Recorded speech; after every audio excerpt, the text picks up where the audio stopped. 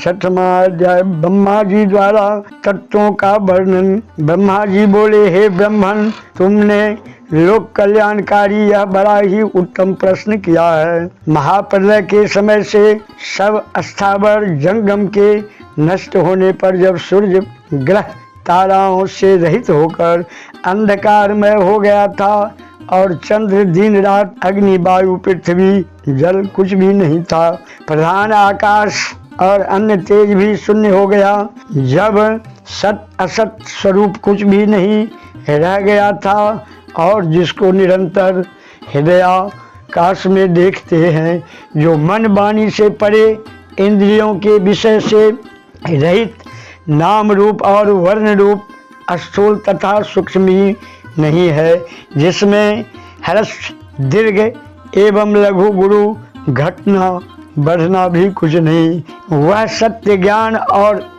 अनंत स्वरूप तथा परमानंद परम पुरुष है, जो ज्ञानमय और शोभा युक्त है, जो अमृत पर तत्व है, वही सदाशिव की मूर्ति है। इसी को पंडित अवर्चनीय और प्राचीन ईश्वर की मूर्ति कहते हैं। उसने अपने शरीर से स्वच्छंद शरीर वाली, कभी नाश न होने वाली शक्ति प्रकट की। वही प्रधान प्रकृति, वही गुणवती माया और वही विकास से रहित बुद्धि तत्व जननी माता कहलाई। वही शक्ति अंबिका प्रकृति संपूर्ण लोकों की ईश्वरी, त्रिवेदों की माता, नित्या और मूल कारण कही गई, कि जिसकी 8 भुजाएं हैं और जो विचित्र मुख वाली शुभ्रा है। सदा शिव ने उस शक्ति को साथ लेकर शिवलोक नामक क्षेत्र की रचना की। उसी उत्तम क्षेत्र को काशी कहते हैं, जो परम मोक्ष को देने वाली और सर्वोपरि है। उस क्षेत्र में परमानंद शिव पार्वती शक्ति सहित निवास करते हैं। हे मुने, प्रलय काल में भी वह क्षेत्र शिव पार्वती से रहित नहीं होता और इसी से इसको अभिमुक्त कहते हैं। धनुषधारी शिव जी ने पहले इसमें एक आनंद वन बनाया था। उस आनंद वन में शिवा शिव के रमन करते रहने पर, हे नारद जी, उन्हें किसी दूसरे पुरुष के निर्माण की इच्छा हुई और उन्होंने सोचा कि हम इसका भार किसी दूसरे पर देकर शांति से काशी में केवल शयन करें। इस प्रकार निश्चय कर इसके दक्षिण के 10वें अंश में सुधा रूप आश्रम का व्यापार किया, जिससे त्रिलोकी में एक सुंदर पुरुष का आविर्भाव हुआ, जो शांत और सत्य गुण से युक्त एवं गंभीरता में सागर के समान था। तब उस अजय पुरुष ने प्रकट होकर परमेश्वर शंभु को प्रणाम कर कहा कि हे स्वामिन, मेरा नाम कहकर मेरे कर्मों को भी तो कहिए। यह सुनकर प्रभु शिव जी हंसकर बोले कि सर्वत्र व्यापक होने से जगत में तुम्हारा विष्णु नाम प्रसिद्ध होगा तथा भक्तों को सुख करने वाले तुम्हारे और भी बहुत से नाम होंगे। तुम परम कार्य साधन के लिए दृढ़ता से तप करो। ऐसा कहकर शंकर जी ने अपने मार्ग से 2 वेदों को दिया। तब अच्युत विष्णु ने शिव जी को नमस्कार का बड़ा तप किया और शिव जी अंतर ध्यान हो गए। विष्णु जी ने दिव्य 12,000 वर्ष तक तप किया, किंतु तब से अब तक उन्होंने अपने मनोरथ कल्याणकारी शंभु का दर्शन न पाया। तब इन्हें इसकी चिंता हुई तो शिव जी ने यह शंभु वाणी उत्पन्न की कि तुम अपने को स्वयं से दूर करने के लिए फिर तप करो। तब विष्णु जी ने फिर बहुत दिन तक घोर तप किया। तब शिव जी की माया से विष्णु के शरीर से अनेक प्रकार की जलधाराएं निकली और वह सब जल शून्य में व्याप्त होकर फिर ब्रह्म रूप को हो गया, जिसके स्पर्श से पाप नाश होते हैं। फिर तो विष्णु जी थक कर प्रसन्नता से बहुत काल तक मोहित हुए और स्वयं ही उस जल पर सो गए।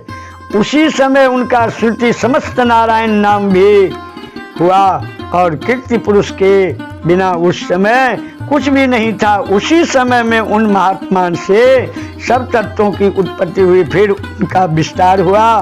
पहले प्रकृति से महान और महान से 3 गुण उत्पन्न हुए, फिर उससे 3 गुण और भेद वाला अहंकार उत्पन्न हुआ। उससे तन्मात्रा, शब्द, स्पर्श, रूप, रस और गंध, उससे पंचभूत पृथ्वी, जल, वायु और आकाश प्रकट हुए और उससे नेत्र, कान, नाक, जिह्वा और त्वचा, ज्ञानेंद्रियां तथा वाणी, हाथ, पैर, गुड्डा और उपस्थ ये कर्मेंद्रियां उत्पन्न हुई है। इस प्रकार पुरुष के बिना यह सब प्रकृति का जड़ रूप कार्य हुआ। जो सब तत्व शिव जी की इच्छा से 24 प्रकार के हैं, ये सब एकत्र होकर ब्रह्म रूप जल में सो गए। रुद्र संहिता 7वां अध्याय संपूर्ण 7वां अध्याय। श्री ब्रह्मा की उत्पत्ति। ब्रह्मा जी बोले, हे श्री नारायण के शयन करने पर शिव जी की इच्छा से उनकी नाभि में से एक कमल की उत्पत्ति हुई, जिसका विशाल और अनंत योजन का विस्तार और अनंत योजन की ऊंचाई थी। इसके साथ ही साथ पार्वती सहित शिव जी ने मुझे प्रसन्न किया। इस प्रकार मैं हिरण्यगर्भ प्रकट हुआ, जिसके 4 मुख, लाल मस्तक पर त्रिपुंड धारण किए हुए मैंने उस कमल के अतिरिक्त और कुछ भी नहीं देखा। उस समय मुझे कुछ भी ज्ञान नहीं था, जिससे मैंने न तो यह जाना कि मैं कौन हूँ और न मुझे किसने उत्पन्न किया है। कुछ ही क्षण पश्चात मुझे बुद्धि प्राप्त हुई और कमल के नीचे मैं अपने कर्ता को ढूंढने लगा। हे मुने, तब एक एक नाल को पकड़ता हुआ 100 वर्ष तक मैं नीचे चला गया, किंतु मैंने वहाँ भी कमल की जड़ को न पाया। फिर मैं कमल के ऊपर जाने की इच्छा करने लगा। हे मुनि, जब इस नाल के मार्ग द्वारा मैं ऊपर आया तो कमल की कली मिली। वहाँ मुझे तप करने की मंगलमय वाणी सुनाई पड़ी। इस मोहनाशक आकाशवाणी को सुनकर मैं अपने पिता के दर्शन करने की इच्छा से फिर तप करने लगा और 12 वर्ष तक कठिन तप किया। तत्पश्चात 4 भुजाधारी सुंदर नेत्र वाले भगवान विष्णु प्रकट हुए। सत्य असत्य में उस महाभुज नारायण भगवान को देखकर मैं बड़ा प्रसन्न हुआ और शिव की माया से मोहित होकर अपने पिता को न जानकर उनसे बोला, तुम कौन हो? फिर मैंने अपने हाथ से उस सनातन पुरुष को जगाया, परंतु मेरे तीव्र हाथों द्वारा जगाए जाने पर वह क्षण मात्र के लिए ही जागे और मुख से बोले कि तुम निर्भय हो जाओ, मैं तुम्हारी संपूर्ण मनोकामनाओं को पूर्ण करूंगा। हे देवर्ष, तब उन मुस्कुराते हुए विष्णु जी के ऐसे वचन सुनकर रजोगुण से विरोध मानकर मैंने उन जनार्दन से कहा कि हे निष्पाप, क्या तुम नहीं जानते कि मैं सबके संहार का कारण हूँ और तुम शिष्य जैसा मुझ पर शासन करते हो। मैं साक्षात जगत का कर्ता, प्रकृति का प्रवर्तक, सनातन आज ब्रह्मा और विष्णु से उत्पन्न होने वाला और शिव की आत्मा हूँ।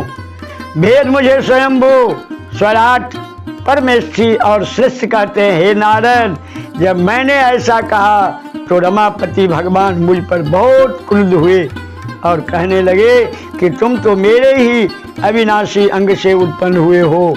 क्या अब तुम निर्दोष नारायण जगन्नाथ को भूल गए? निसंदेह तुम मेरी ही नाभि से उत्पन्न हुए हो, परंतु इसमें तुम्हारा अपराध भी तो नहीं है, क्योंकि तुमको मैंने अपनी माया से मोहित कर दिया है। हे चतुर्मुख, यह मेरा वचन सत्य है कि सब देवों का ईश्वर मैं ही हूँ। मैं ही सबका कर्ता, हर्ता, भर्ता और व्यापक हूँ। मैं ही अद्वितीय परब्रह्म, पितामह और परम तत्व हूँ। यह सब कुछ मुझ में चराचर जगत स्थित है। तुम मेरी शरण आओ, मैं तुम्हारी सब दुखों से रक्षा करूँगा।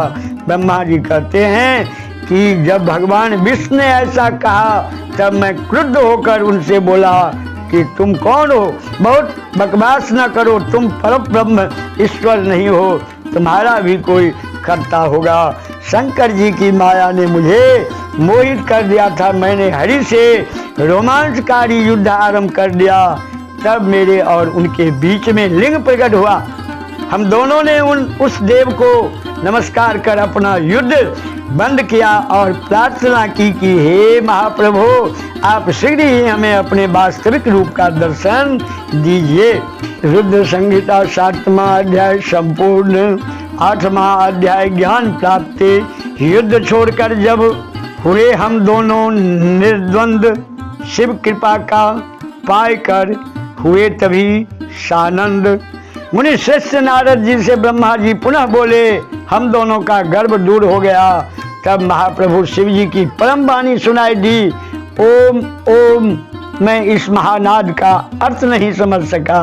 उसी समय परम श्रेष्ठ विष्णु जी ने इस लिंग के दक्षिण भाग में सनातन आर्यवन आकार को और उसके उत्तर भाग में उकार को देखा, फिर मकार को मध्य में और अंत में ओम को देखा, जो सभी सूर्य और चंद्र मंडल की भांति स्थित थे और जिसके आदि अंत और मध्य का कुछ पता न था। सत्य आनंद और अमृत स्वरूप पर ब्रह्म पारायण ही दृष्टिगोचर हो रहा था, परंतु यह यहाँ कहाँ प्रकट हुआ है, इस अग्नि सदृश की हम परीक्षा करें और इसके नीचे की ओर जाकर देखें। हम उस भेद शब्द से उभय देव देश वाले विश्वात्मा का विचार कर ही रहे थे कि उसी समय एक परम ऋषि का आविर्भाव हो गया। विष्णु जी ने उस ऋषि से पूछा और समझकर एक दूसरे ब्रह्म शरीरी शिव जी का ज्ञान प्राप्त किया कि जो अचिंतनीय वाणी से अपर्याप्त मन को अगम और केवल एक ही अक्षर ओंकार से ही जाना जा सकता है, वही एकाक्षर रूप रित सत्य परम कारण, सत्य आनंद अमृत परमेश्वर और परब्रह्म है। उसी एकाक्षर आकार से भगवान बीज स्वरूप अखंड से उत्पन्न ब्रह्मा जी हैं और उसी एकाक्षर उकार से हरि विष्णु परम कारण है। फिर उसी मकार से नील लोहित महादेव जी हैं, परंतु सबका दृष्टि करता आकार ही है। उकार मोहन करने वाला है और मकार तो नित्य ही अनुग्रह करता है। मकार विभु और बीजी हैं एवं आकार बीज हैं। ऐसे ही उकार रूप प्रधान पुरुष ईश्वर हरि योनि अर्थात कारण है और बीजी बीज और योनि यह नारद संज्ञा वाले महेश्वर ही हैं। इन्हीं प्रभु बीजों के लिंग से आकार जो उकार रूप योनि में गिरकर चारों ओर बढ़ने लगा, उससे सोने का अवैध अर्थात न जानने योग्य और अलक्षण अर्थात लक्षण से रहित एक अखंड उत्पन्न हुआ, जो बहुत वर्षों तक जल में स्थित रहा और 1000 वर्ष के बाद भगवान ने इसके 2 भाग किए। जब जल में स्थित इस अखंड को ईश्वर ने व्याघात कर 2 भाग किया, तब इसका स्वर्णमय एक कपाल ऊपर स्थित हुआ, जिससे यू अर्थात स्वर्गलोक प्रकट हुआ और कपाल के नीचे के भाग से 5 तत्वों वाली पृथ्वी प्रकट हुई। फिर उस अखंड से ककार नामक 4 भुजा वाले भव अर्थात संकट प्रकट हुए, जो सब लोगों के रचयिता और वही 3 रूपधारी प्रभु। इसी कारण यजुर्वेदीय इनको ओम ऐसा कहते हैं। ययु के वचन सुन ऋषक और साम ने भी सादर हे हरे हे ब्रह्मन कहा। तब इस प्रकार इन देवेश को यथा योग्य जानकर सबने उत्पन्न मंत्रों से महादेव की स्तुति की और उसी समय से शिव लोक पालक भगवान विष्णु मेरे साथ ही उस एक सुंदर रूप को देखने लगे, जिसके 5 मुख 10 भुजा कपूर के समान गौरवर्ण परम कांतिमान अनेक भूषणों से भूषित महान उदार महावीर्यवान और महापुरुषों के लक्षणों से युक्त थे और जिन्हें देखकर हरि कृतार्थ हो गए। तब तक परमेश्वर महेश भगवान प्रसन्न होकर अपने शिष्य शब्द मय रूप से स्थित हो गए। जिन अगुण गुणात्मा का शब्दमय रूप देखकर मैं भी बहुत प्रसन्न हुआ। फिर हम दोनों ने उन्हें नमस्कार किया। तदंतर उन्हीं से सुंदर 38 अक्षरों वाला वह मंत्र प्रकट हुआ कि जो बुद्धिदायक और धर्म रथ का साधक है, उसे गायत्री चारों कालों में उत्पन्न और पंचसित ओम नमः 8 कलाओं से युक्त है, जिससे अभिचार अर्थात मारण आदि कर्म होते हैं और जिसकी उत्पत्ति श्वेत और शांतिदायक तथा संहार का भी कारण है। सब में अक्षरों की भिन्न भिन्न न्यूनाधिक क्रम संख्या होती है। उस श्रेष्ठ मंत्र के कुल 61 वर्ण हैं। फिर मृत्युंजय मंत्र है जिसमें ओम जुंग सह अथवा त्र्यंबकम जजामहे इत्यादि कहा जाता है। इसके साथ ही पंचाक्षर मंत्र है जिसमें केवल नमः शिवाय मंत्र और समो चिंतामणि मंत्र और दक्षिण मूर्ति मंत्र उत्पन्न हुआ। पश्चात शिव का महाकाव्य त्वमसि नाम मंत्र हुआ। इस 5 मंत्रों को विष्णु जी ने ग्रहण कर जपना आरंभ किया। फिर यक्ष ययु शाम सहित मैंने और विष्णु ने उन वरदायक शाम्ब शिव ईश्वर की प्रसन्न चित्त से स्तुति करना आरंभ किया है। 8वां अध्याय संपूर्ण। 9वां अध्याय ब्रह्मा विष्णु को उपदेश। ब्रह्मा जी विष्णु को उपदेश देते हैं। ब्रह्मा जी बोले, विष्णु की स्तुति से प्रसन्न हो महेश्वर प्रकट हो गए। उनके 5 मुख 3 नेत्र थे और जिनके ललाट पर चंद्रमा सिर पर जटा विराजमान थे तथा जो गौर वर्ण विशाल नेत्र सर्वांग भस्म लपेटे 10 भुजा वाले नीलकंठ सब आभूषणों से भूषित सर्गांग सुंदर मस्तक पर भस्म का त्रिपुंड लगाए हुए थे। तब उन करुणाकर महेश ने अपनी श्वास से मुझे और विष्णु जी के लिए वेदों का ज्ञान दे दिया। फिर विष्णु जी ने पूछा कि हे देव, आप किस प्रकार प्रसन्न होते हैं तथा किस प्रकार मैं आपकी पूजा और ध्यान करूं। यह सुनकर महादेव जी बहुत प्रसन्न हुए और बोले कि हे श्रेष्ठ देवो, मैं तुम दोनों की भक्ति देखकर बहुत प्रसन्न हूँ, जिसकी किसी बात की चिंता न करना। मेरा लिंग सदा पूज्य और त्याग करने योग्य है। जैसे मैं इस समय लिंग रूप से पूजित हुआ और तुम लोगों का दुख दूर हुआ, इसी प्रकार दुखी प्राणी मुझे लिंग रूप से पूज कर अपना दुख दूर कर सकते हैं। मैं अनेक प्रकार के फलों और सब मनोरथों को देने वाला हूँ। तुम दोनों ही मेरे दाएं बाएं अंग से उत्पन्न हुए हो। मैं तुम दोनों पर प्रसन्न हूँ। अब तुम मेरी पार्थिव मूर्ति बनाकर मेरी सेवा करो, इससे तुम्हें सुख प्राप्त होगा। अब मेरी आज्ञा है कि तुम और ब्रह्मा चराचर का पालन करो। तुमने जो मेरी बहुत स्तुति की और युद्ध के समय जो रक्षा हेतु ब्रह्मा जी ने मेरी स्तुति की, मैं उसे सत्य करूंगा, क्योंकि मैं भक्त वत्सल हूँ। तुम्हारे अंग से जो मेरा रूप प्रकट होगा वह रुद्र कहलाएगा और मेरा अंग होने से सामर्थ्य में वह न्यून भी न होगा। जो मैं हूँ वही वह है और हम दोनों की पूजा में भी कोई भेद न होगा।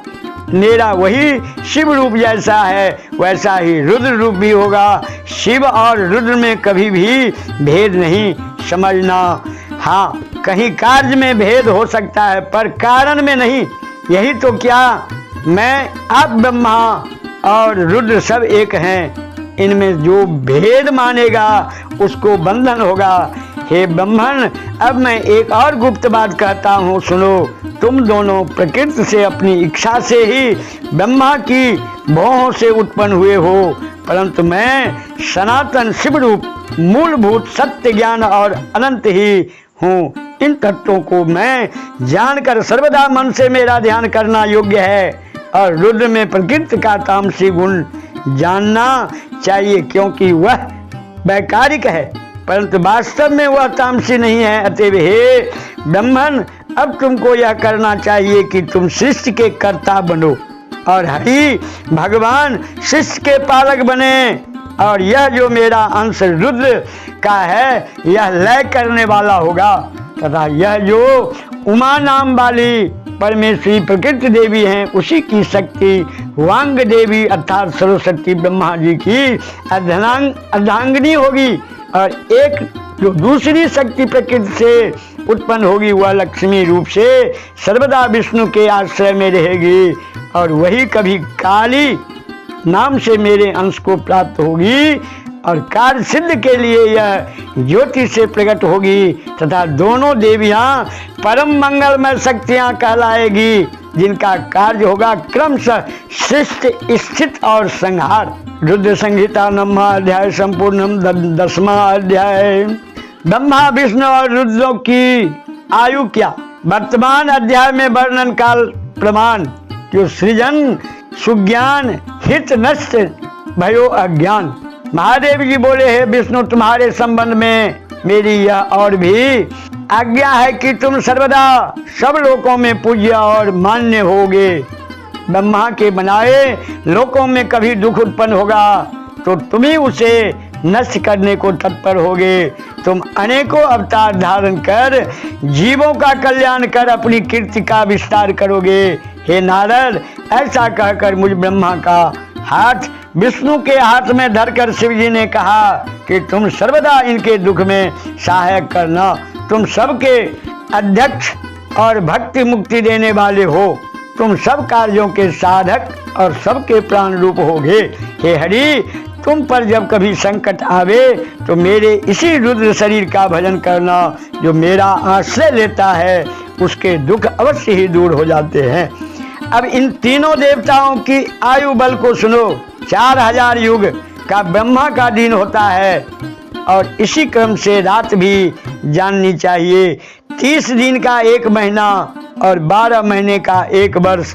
इस प्रकार के प्रमाण से ब्रह्मा जी की आयु 100 वर्ष की होती है और ब्रह्मा जी का 1 वर्ष विष्णु जी का 1 दिन कहलाएगा और वे भी इसी प्रकार के प्रमाण से 100 वर्ष जिएंगे तथा विष्णु का 1 वर्ष रुद्र के 1 दिन के बराबर होगा और इसी क्रम से वह भी 100 वर्ष तक स्थित रहेंगे। तब सदाशिव के मुख से एक श्वास उत्पन्न हुआ है जिसमें उनके 21,000 से 100 और 100 दिन रात होते हैं। उनके 6 उच्चवास और निवास का 1 पल 60 पल की 1 घड़ी और 60 घड़ी का 1 दिन होता है। शिव के उच्चवास निवास अर्थात भीतर बाहर श्वास लेने की संख्या नहीं है। इसी के कारण शिव का उत्थान अक्षय है। तुम मेरी आज्ञा से मेरे रूप की रक्षा करते हुए अनेक प्रकार की गुणों से सृष्टि का कार्य करो। ब्रह्मा जी कहते हैं कि जब शिव जी ने ऐसा कहा तब उनके वचनों को सुनकर विष्णु जी ने विश्वेश को प्रणाम कर कहा कि हे कृपा सिंधु, मैं आपकी सब आज्ञाओं को सर्वदा के लिए शिरोधार्य करता हूँ और वचन देता हूँ कि ऐसा ही करता रहूँगा। फिर तो शिव जी अपना मंगलमय हाथ विष्णु के सर्वांग पर फेर कर अंतर्ध्यान हो गए। उसी समय से इस लोक में लिंग पूजा की विधि चली। यदि कोई इस आख्यान को लिंग के समीप पढ़ता है तो 6 महीने में शिव रूप हो जाता है। 10वां अध्याय संपूर्ण। 11वां अध्याय शिव पूजन की विधि। शिव पूजन विधि क्यों वर्णन पूर्ण प्रकार। 11 अध्याय में शिव मूर्त साकार। ऋषि बोले, हे सूत जी, यह आपने महादिव्य शुभ लिंग की उत्पत्ति सुनाई कि जिसके प्रभाव से दुखों का नाश हो जाता है। हे महाभाग, अब आप ब्रह्मा और नारद जी के संवाद के माध्यम से शिव पूजन की विधि बतलाइए कि जिसके करने से शिव जी प्रसन्न होवे। ब्राह्मण, क्षत्रिय, वैश्य और शूद्र चारों वर्णों को शिव जी की पूजा का अधिकार है। उसका क्या क्रम है? व्यास जी ने जैसा आपको बतलाया हो मुझसे कहिए। सूत जी बोले, हे मुनीश्वर, जैसा आपने पूछा है ऐसा ही व्यास जी ने सनत कुमार से पूछा था और जिसे उपमन्यु ने सुना था उसी को फिर व्यास जी ने मुझे पढ़ाया और उपमन्यु से श्री कृष्ण जी ने सुना। तब जिसे सबसे पहले ब्रह्मा जी ने कहा है वही सब नारद ब्रह्मा संवाद के रूप में आपसे कहता हूँ। ब्रह्मा जी बोले, हे नारद, अब मैं तुम्हें लिंग पूजन संक्षेप में कहता हूँ, ध्यान देकर सुनो। यदि विस्तार से कहूँ तो सैकड़ों वर्षों में भी संपूर्ण नहीं होगा। शिव जी की पूजा परम भक्ति से करनी चाहिए। प्रातः काल ब्रह्म मुहूर्त में उठकर गुरुदेव और शिव जी का स्मरण करता हुआ सब तीर्थों का स्मरण करें और हरि भगवान का ध्यान करें। साथ ही मेरा और देवताओं तथा मुनियों का ध्यान करे। फिर शिव स्तोत्र का पाठ करे और तब उठकर मल त्याग के लिए दक्षिण दिशा को जावे। वहाँ एकांत में मल त्याग करे और ब्राह्मण हो तो शुद्धि के लिए 5 बार हाथ धोवे। क्षत्रिय 4 बार, वैश्य 3 बार और शूद्र 2 बार हाथ धोवे। इसी प्रकार दोनों पैरों में 3 बार लगाकर फिर 3 बार हाथ में लगावे। स्त्रियों को शूद्र की भांति मिट्टी लेकर हाथ पैर धोना चाहिए। फिर अपने वर्ण के अनुसार दातुन करें। दातुन के लिए ब्राह्मण 12 अंगुल की, क्षत्रिय 11 अंगुल की, वैश्य 10 अंगुल की और शुद्ध 9 अंगुल की दातुन करें। खस्सी अमावस्या, नवमी तथा व्रत के दिन, रविवार को संध्या के समय और श्राद्ध के दिन दातुन न करें। तीर्थों में सभी मंत्र सहित स्नान करें। फिर एकांत और उत्तम स्नान में संध्या करें। फिर शिव जी को पूजें, परंतु पहले गणेश जी का पूजन कर लेवे। तदंतर आसन पर बैठ शिव जी की स्थापना करें। 3 बार आचमन करें, 3 बार प्राणायाम करें, जिसमें मध्य में शिव जी का ध्यान करें, जिनके 5 मुख, 10 भुजाएं, सब भूषणों से युक्त और जो बाघंबर ओढ़े हुए हैं। शिव जी की पूजा से मनुष्य अपने को पवित्र बना लेवे। फिर प्रणव मंत्र अर्थात ओंकार से खनन्यास कर शिव जी की पूजा आरंभ करें। फिर शिव जी पर सशस्त्र जलधारा वेद मंत्रों द्वारा चढ़ावे। फिर शिव जी के ऊपर चंदन और पुष्पादि चढ़ावे और प्रणव पूर्वक उनके आगे सुगंधित की सामग्री देवे। फिर नाना प्रकार के वेद मंत्रों से उनकी स्तुति करता हुआ उन्हें नमस्कार करें। फिर देवेश को प्रणाम कर आत्मा से शिव जी की आराधना करे। प्रार्थना करते समय हाथ में पुष्प लेकर उनके सामने खड़ा होवे और अंजलि बांध दे रहे और कहे कि हे शंकर जी, मैंने ज्ञान से अथवा अज्ञान से आपकी जो कुछ भी पूजा की है वह सफल होवे। और ऐसा कहकर हर्षित होकर शिव जी के ऊपर फिर पुष्प चढ़ावे और स्वस्ति वाचन कर उनके आशीर्वाद ग्रहण करें। फिर शिव जी के ऊपर पूजा की चढ़ाई हुई सब सामग्री हटाकर नमस्कार करे और अपराध क्षमा के लिए फिर आचमन करावे। फिर अघोर मंत्र से शिव जी से प्रार्थना करे और गले से अधिक शब्द निकालकर इनकी पूजा करे। 11वां अध्याय संपूर्णम। 12वां अध्याय शुरू। देवताओं को उपदेश देते हैं। सब देवों को यहाँ मिला श्री विष्णु उपदेश तथा विश्वकर्मा रचियो शिव मूर्त देवेश। नारद जी ने कहा, हे ब्राह्मणों, इस बात को स्पष्ट रूप से फिर कहिए। ब्रह्मा जी ने कहा, एक समय में सब ऋषियों को साथ लेकर क्षीर सागर के तट पर भगवान विष्णु की स्तुति करने गया और जब हम सबने उनकी बड़ी स्तुति की तो उन्होंने शिव जी के चरणों का ध्यान करके प्रसन्न होकर कहा कि हे ब्रह्मादि देवताओं, तुम लोग क्यों आए हो? तुम्हारा क्या कार्य है? मुझसे कहो। ब्रह्मा जी कहते हैं कि हे महाराज, दुखों को दूर करने वाली ऐसा किसी करनी चाहिए। तब भगवान बोले, हे ब्रह्मन, यह तो तुम पहले भी देख चुके हो और अब भी देखते हो, फिर उसी को क्या पूछते हो? किंतु कार्य में तत्पर तुम्हारे और देवताओं के लिए फिर कहता हूँ, सुनो। भगवान शंकर ही सब दुखों के दूर करता और परम सेव्य है। सुख चाहने वाले को कभी भी शिव की पूजा नहीं छोड़नी चाहिए। पूजा से ही हम तुम सभी देवता श्रेष्ठ हुए हैं। फिर आप इस बात को कैसे भूल जाते हैं? जिस भी हो, जैसे भी हो, लिंग की पूजा करें। सकाम शिवार्चन करना ही योग्य है। मनुष्य को संसार के सारे सुख तो शिव जी की पूजा से प्राप्त होते ही हैं, अपितु मुक्ति भी प्राप्त हो जाती है। ब्रह्मा जी कहते हैं कि जब इस प्रकार विष्णु भगवान ने कहा तो देवताओं ने उन हरि को प्रणाम किया और सब कर्मों की सिद्धि के लिए लिंगों की प्रार्थना की। तब भगवान ने विश्वकर्मा को बुलाकर कहा कि हे मुनि, मैं तो जीवों के उद्धार में लगा हुआ हूँ, तुम मेरी आज्ञा से देवताओं के लिए शिवलिंगों की कल्पना करो। ब्रह्मा जी कहते हैं कि तब विश्वकर्मा ने हरि की आज्ञा से देवताओं के लिए लिंगों की कल्पना कर उन्हें वे लिंग प्रदान किए। पद्मराग मणि का लिंग इंद्र को, पद्मराग मणि का लिंग इंद्र को दिया, सुवर्ण का कुबेर को, पीतमणि का धर्मराज को, श्याम वर्ण का वरुण को, इंद्र नीलमणि का विष्णु को और सुवर्णमय लिंग ब्रह्मा जी को और चांदी का विश्वदेवा और वस्तुओं को बनाकर दिया। पीतल का अश्विनी कुमार को, स्फटिक का लक्ष्मी को, तांबे का आदित्यों को, मोती का चंद्रमा को और ब्रजलिंग ब्राह्मणों को दिया।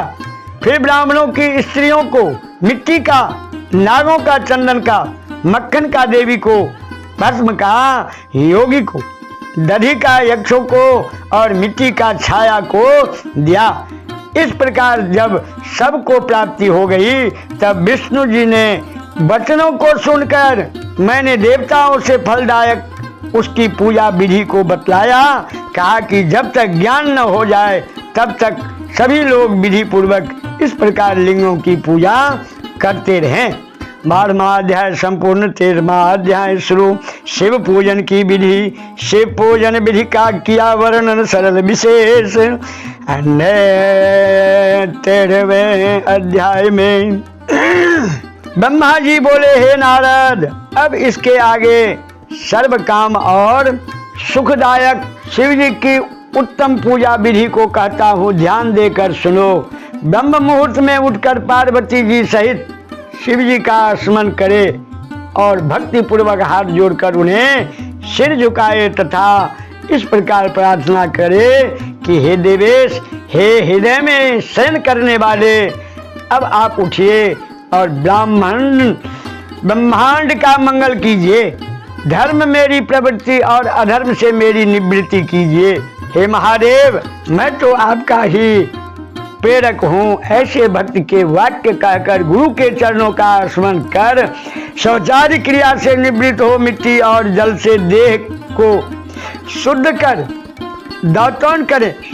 सूर्य के निकलने से पहले दातन करके जल से 16 बार कुल्ला करे तथा षष्ठी आदि यम की तिथि और नवमी को रविवार हो तो इन दिनों में दातन न करें।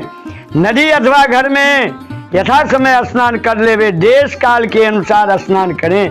रविवार, श्राद्ध, संक्रांति तथा ग्रहण, महादान और तीर्थ तथा व्रत के दिन गर्म जल से स्नान न करें और पवित्र होने पर भी गर्म जल से न नहावें।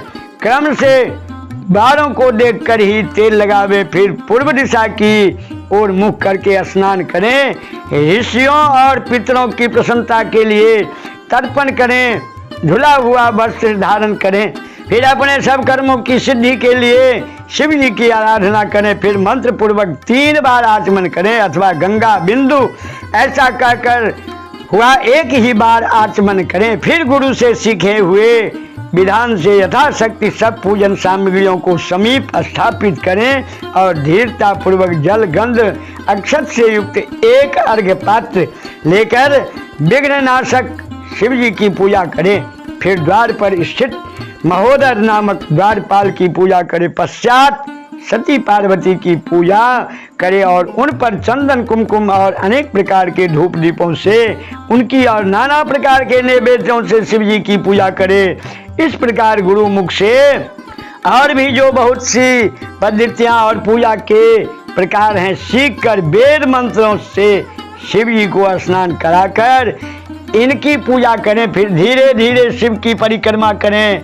फिर साष्टांग दंडवत कर इस मंत्र से भक्ति पूर्वक पुष्पांजलि अर्पित करें और कहे कि हे शिव जी, मैंने ज्ञान से अथवा अज्ञान से आपकी जो कुछ भी पूजा की वह सब आपकी कृपा से सफल होवे। हे शिव जी, मेरे प्राण और चित्त सदा आप में ही है।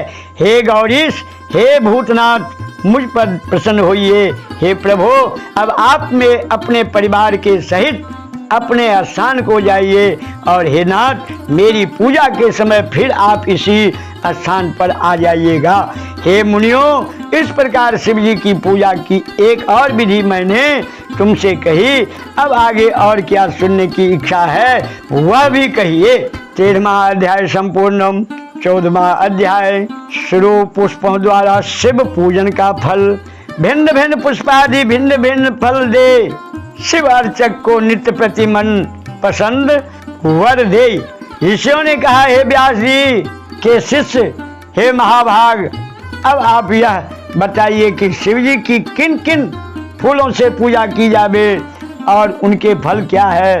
सूत जी बोले, हे शौनकादिक ऋषियों, यही प्रश्न नारद जी ने ब्रह्मा जी से किया था और उन्होंने निर्णय दिया था। ब्रह्मा जी ने कहा कि कमल पत्र, बेल पत्र तथा शंख पुष्प से देवता का पूजन करने से लक्ष्मी की प्राप्ति होती है। 20 कमल का एक पृष्ठ और एक सहस्त्र, बेल पत्रों का आधा पृष्ठ होता है। 16 पल का एक पृष्ठ और 10 टंक का एक पल होता है। इस तौल के अनुसार इतना तराजू पर चढ़ाकर सकाम पूजे तो सब कामनाओं को प्राप्ति होती है, और यदि निष्काम पूजे तो वह शिव रूप हो जाए। यदि कोई 10 करोड़ पाठ शिवलिंग की पूजा करे, वह राज का इच्छुक राज पा सकता है। हे मुनीश्वरों, शिव जी को संतुष्ट करने के लिए शिवलिंग पर फूल, चावल और चंदन नारी सहित अखंड जल की धारा चढ़ाकर उनकी पूजा करे। प्रत्येक रूप में प्रति मंत्र से एक बेलपत्र का या कमल चढ़ावे प्रार्थना। प्राचीन लोगों ने शंख पुष्पों से विशेष रीति से पूजा करने को कहा है, जो दोनों लोकों में सर्व कामदायक है। फिर धूप, दीप, नैवेद्य तथा आरती, प्रदक्षिणा और नमस्कार कर क्षमा विसर्जन करे। इस प्रकार की सांगोपांग पूजा और भोग राज्य फलदायक है। अपनी प्रधानता के लिए इसकी आधी पूजा और इससे आधी पूजा मुक्ति के लिए अर्थात कारागार से मुक्त होने के लिए करता रहे। रोग से मुक्त होने के लिए 50 कमल पुष्प, कन्या की इच्छा वाला 25,000 कमल पुष्प से, विद्या के लिए घृत से, उच्चाटन के लिए उतने ही परिमाण से, मारण में 1 लक्ष्य से, मोहन में उससे आधा से, राजा के वशीकरण के लिए 10 लाख फूलों से पूजा करे और इतना ही जप करे। यश के लिए भी इतना ही, ज्ञान के लिए 1 करोड़ और शिव दर्शन के लिए इससे आधे के पूजन करें तथा कार्य फल की सिद्धि के लिए मृत्युंजय का जप करे, जिसमें 5 लाख जपे तो शिव जी प्रसन्न हो जावे। मुक्ति चाहने वाला कुशा से पूजा करे, 1 लाख की संख्या तो सर्वत्र जाने। आयु का इच्छुक 1 लाख दुर्वा से और पुत्र का इच्छुक 1 लाख धतूरे के फूलों से शिव जी की डंडी लाल हो लेकर शिव जी को पूजे तो भक्ति मुक्ति प्राप्त होवे। प्रताप के लिए आक के फूल चढ़ावे, जवा पुष्प से पूजे तो शत्रु का नाश हो और कनेर का पुष्प से पूजे तो रोग दूर हो और मनुष्य को वस्त्र संपत्ति की कमी न रहे। हार श्रृंगार के फूल से पूजे तो सुख संपत्ति बढ़े। राय के फूलों से पूजे तो शत्रु की मृत्यु होवे और यदि इसके 1 लाख फूल चढ़ा देवे तो बड़ा फल प्राप्त होता है। ऐसा कोई फूल नहीं जो शिव जी को प्रिय न हो। चंपा और केतकी छोड़कर सब फूल शिव जी पर चढ़ सकते हैं। अब चावलों के चढ़ाने का प्रमाण और फल सुनो। चावलों को चढ़ाने से लक्ष्मी की वृद्धि होती, किंतु चावल अखंडित होवे और विधि पूर्वक भली भक्ति से चढ़ावे। इसकी भी 1 लाख संख्या हो या 6 पृष्ठ या 2 पल होवे। चावल द्वारा प्रधानतः रुद्र को पूजे और उस पर एक सुंदर वस्त्र शिव जी के ऊपर चढ़ावे। चावल चढ़ाने वाला का यही सुंदर विधान है। फिर उसके ऊपर एक श्रीफल, गंध और पुष्पादि सहित चढ़ावे। फिर धूप दीप आदि देकर पूजन का फल प्राप्त करे। 2 रुपया मासे की संख्या से दक्षिणा देवे। यथाशक्ति का भी विधान है। इस प्रकार जब अंग सहित मंत्र पूर्वक शिव जी की 1 लक्ष पूजा हो जावे तो 12 ब्राह्मणों को भोजन करावे। यहाँ पर मंत्र की 108 विधि भी कही गई है। 1 लाख वाले तिल चढ़ावे, 1 लाख काले तिल चढ़ावे तो महापाप नाश होवे। 11 फल अर्थात 64 मासा 1 लाख तिल के बराबर होता है। हित कामना के लिए पूर्ववत पूजन करे और ब्राह्मणों को भोजन करावे। ऐसा करने से बड़े पातक से उत्पन्न दुखों का शीघ्र नाश होता है। 1 लाख या 8 प्रस्थ जो चढ़ावे तो स्वर्ग और सुख की वृद्धि होवे। इस प्रकार प्रत्येक कार्यों की सिद्धि के लिए प्रत्येक विधि के शिव जी की पूजा करें। जल प्रलाप की शांति के लिए केवल जल की धारा मंगल देती है। इसमें सत्य रुद्रीय मंत्र, 11 रुद्र मंत्र, रुद्रा जाप, रुद्र सूक्त, खड रग, महामृत्युंजय और गायत्री अंत में नमः लगा के नामों से अथवा प्रणव से अर्थात ओम मंत्र से तथा दूसरे शास्त्रोक्त मंत्रों से जल की धारा करे।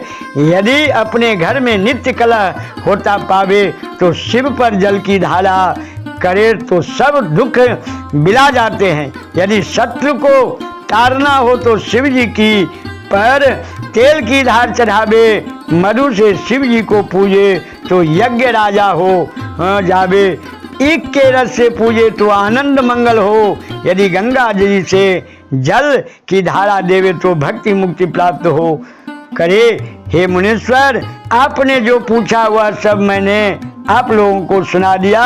जो लोक में सकल और सर्व कामदायक तथा हितकारी हैं, जो स्कंद और उमा सहित शिव जी का सविधि पूजन करता है वह पुत्र पौत्रादिकों के साथ संपूर्ण सुखों को भोग कर अंत में महेश्वर को लोक का भागी होता है।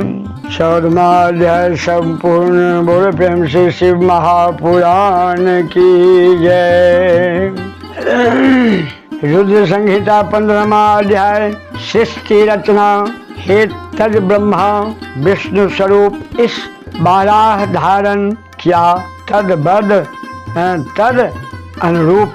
नारद जी बोले, हे सूर श्रेष्ठ ब्रह्मा जी, आपने हमको जो अद्भुत और परम पवित्र कथा सुनाई है इसके लिए आपको धन्यवाद है। अब इसके अंतर और भी जो चरित्र और सृष्टि का प्रकार है वह सब सुनाने की कृपा कीजिए। ब्रह्मा जी बोले, यह तो आपने अच्छी बात पूछी है। इसके पश्चात जो कुछ हुआ और जैसा मैंने सुना हो वैसा आपसे कहता हूँ। जब सनातन शिव जी अंतर्ध्यान हो गए तब मैं और विष्णु अत्यंत सुख को प्राप्त हुए। फिर मैंने हंस का और शिव जी ने बाराह का रूप धारण किया। इस प्रकार नारद जी ने पूछा कि आप दोनों ने रूपों को छोड़कर हंस बाराह का रूप क्यों धारण किया, इसका क्या कारण है। सूत जी कहते हैं कि तब शिव जी के चरण कमलों का स्मरण कर ब्रह्मा जी बोले, हंस की ऊपर जाने की गति निश्चय होती है और तत्व ऋतु तत्व के विभाग में उसे क्षीर नीर जैसा ज्ञान करने की बुद्धि होती है।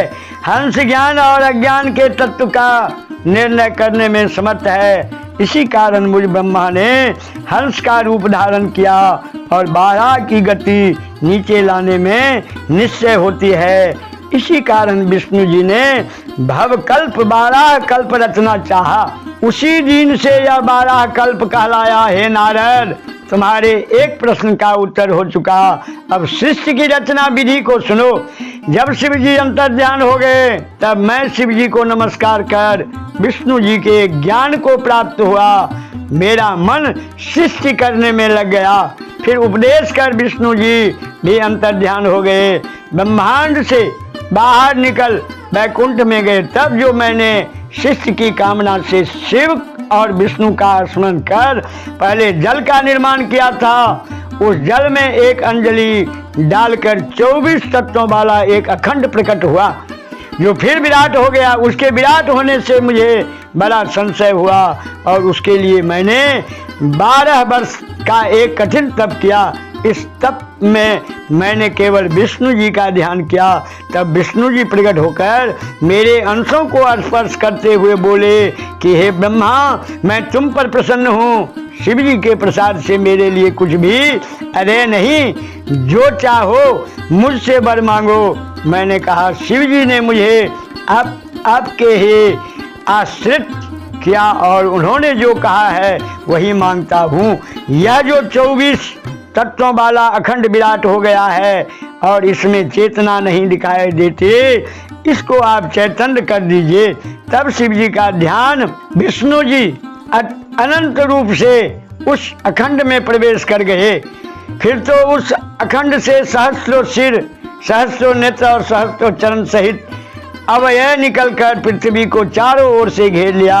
विष्णु जी 7 लोकों के अधिपति हो गए। शिव जी ने उन्हें अपने कैलाश के ऊपर स्थान दिया। कैलाश वह स्थान है जिसका कभी नाश नहीं होता। सुतराम ने सृष्टि रचने लगा। तब पहले पाप की सृष्टि उत्पन्न हुई, जिसमें अविद्या और तम की प्रार्थना प्रधानता थी। उससे मैंने अष्टावरों की रचना की। फिर मैंने मुख्य सृष्टि की रचना की। शिव जी का ध्यान करने लगा। तब तिरछे चलने वाले जीव प्रकट हुए। इनसे भी मुझे संतोष न हुआ। तब मैंने सात्विकी देवताओं की सृष्टि की, परंतु इससे भी कार्य साधन नहीं हुआ। अतः मैंने शिव जी की आज्ञा से रजोगुण वाली मनुष्य की सृष्टि की। इस प्रकार सब में जब मेरी 5 प्रकार की सृष्टि हो गई, तब मैंने स्वर्गों की रचना पर विचार किया। तब महत सर्ग, सूक्ष्म भौतिक सर्ग और तीसरा वैकारिक सर्ग उत्पन्न हुआ। फिर वैकारिक सर्ग से प्राकृतिक सृष्टि 8 प्रकार की हुई। जब इसी प्रकृति में प्रकृति विकृत हुई, तब नमा सर्ग हुआ, जिसका वर्णन करना कठिन। फिर उपयोगी द्विजात्मक सर्ग हुआ, जिसमें सनकादिक मेरे ऐसे मानस पुत्र हुए कि जिनमें महान वैराग्य संपन्न था। जब मैंने उनसे सृष्टि रचने को कहा तो उन्होंने वैराग्य दिखाया। उससे मुझे अत्यंत क्रोध आया, यहाँ तक कि मेरे नेत्रों से आंसू की बूंदें टपकने लगी। तब विष्णु जी ने आकर मुझे समझाया कि शिव जी का तपस्या करो। तब मैंने बड़ा तप किया। तब मेरे भों और नासिका के मध्य से त्रिमूर्ति अर्घधारीश्वर महेश्वर अपने पूर्ण अंश से सबके ईश्वर अजन्मा तेज की राशि साक्षात उमा के पति सर्वज्ञ सबके कर्ता नील लोहित नाम वाले शिव जी प्रकट हुए। उन्हें देखकर मैं बहुत प्रसन्न हुआ और कहा कि हे देव, अब आप जन्म मरण वाली प्रजा की रचना कीजिए। इस पर करुणानिधि महादेव जी ने हंसने लगे और बोले कि नहीं, मैं ऐसी अशोभमन सृष्टि न करूंगा कि जो कर्मवश दुख के सागर में पड़े। मैं तो दुखियों का उद्धारक हूँ और उनको अच्छी तरह गुरु मूर्ति के द्वारा ज्ञान प्राप्त कराता हूँ। अतः दुख रूप वाली प्रजा का निर्माण आप ही कीजिए। मेरी आज्ञा से तुम्हें माया की बाधा न होगी। ब्रह्मा जी ने कहा कि ऐसा करते हुए नील लोहित भगवान शंकर शीघ्र ही अंतर ध्यान हो गए हैं। 15वां अध्याय संपूर्णम। बोले प्रेम से शिव महापुराण की जय। रुद्र संहिता 15वां अध्याय संपूर्णम।